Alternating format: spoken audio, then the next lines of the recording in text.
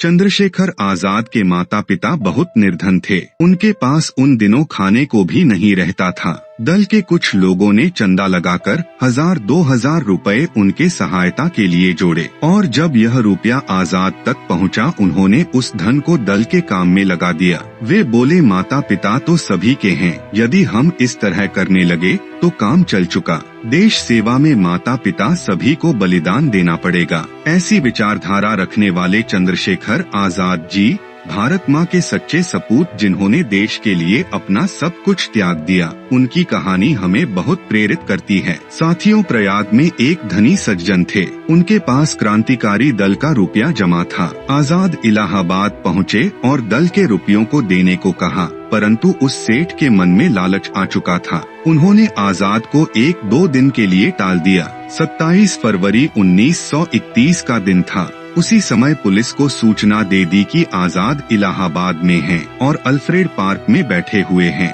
Superintendent ने सारे नगर की पुलिस को ड्यूटी पर बुला लिया और अल्फ्रेड पार्क में घेरा डाल दिया। धीरे धीरे घेरा कड़ा कर दिया गया। इस बीच आजाद भी सावधान हो गए। इस समय उनके साथ एक क्रांतिकारी साथी भी था। अपना सुख चैन लुटाकर देश के नाम पर जान को हथेली पर रखकर जीवन से खेलना हो तो आजाद से सीखना चाहिए। अपने देशवासियों का दुख दर्द मिटाने के लिए ही तो ऐसे वीर सपूतों का जन्म होता है। वे अपने लिए जीना जानते ही नहीं। वीर चंद्रशेखर को इस कठिन घड़ी में भी अपनी चिंता नहीं हुई, परंतु साथ खड़े क्रांतिकारी का जीवन कैसे बचाया जाए, इस सोच ने उनके हृदय को तड़पा दिया। इस अद्भुत वीर ने अपने साथ को कहा, भाई तुम निश्चिंत होकर यहाँ से निकल जाओ और अपने जीवन की रक्षा करो। जब तक तुम खतरे में हो मुझे चैन नहीं मिलेगा। उनके साथी की जरा भी इच्छा नहीं थी उनको मृत्यु के मुंह में छोड़कर जाने की, परंतु चंद्रशेखर ने उसे धक्का देकर भगा दिया। अपनी पिस्तौल की आड़ में उसे ले लिया और जब तक वह अल्फ्रेड पार्क से बाहर नहीं निकल गया तब तक वह पुलिस का ध्यान दूसरी तरफ भटकाते रहे।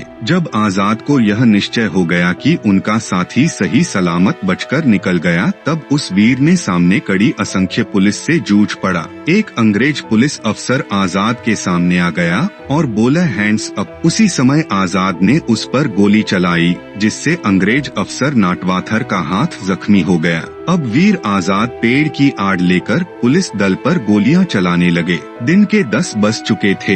एक ओर हजारों की संख्या में पुलिस दल तथा दूसरे ओर अकेले आजाद। लगभग 20 मिनट तक दनादन गोलियां चलती रहीं। इस बीच एक और पुलिस अफसर ठाकुर विश्वेश्वनाथ भी घायल हो गया। उधर आजाद के पिस्तौल में गोलियां समाप्त होने लगी। इस वीर ने सोचा, चारों ओर से पुलिस दल का घेराव है, इस असंख्य पुलिस दल से कैसे पार पा सकूंगा। कोई मार्ग न दिखने पर उन्होंने अपनी छाती पर स्वयं गोली मार ली। उनका शरीर भूमि पर लुढ़क गया। आजाद को गिरते देखकर भी पुलिस दल का साहस नहीं हुआ उनके करीब जाने का। उनके पाँव में गोलियां मारी गई। जब यह विश्वास हो गया कि चंद्रशेखर मर चुके हैं, तभी पुलिस अफसर आगे बढ़े। पुलिस ने वीर के शव को घसीटकर लारी में डाला और बहुत थोड़े ही समय में जांच पूरी कर उस शव को जलाकर राख कर दिया। पुलिस ने बड़े अभिमान से नगर में घोषणा की कि चंद्रशेखर आजाद पुलिस की गोलियों से मारे गए। अब क्या था, यह खबर पाते ही इलाहाबाद के असंख्य जनता त्रिवेणी के पवित्र तट पर पहुंच उस देश के सच्चे सपूत को श्रद्धांजलि भेंट की।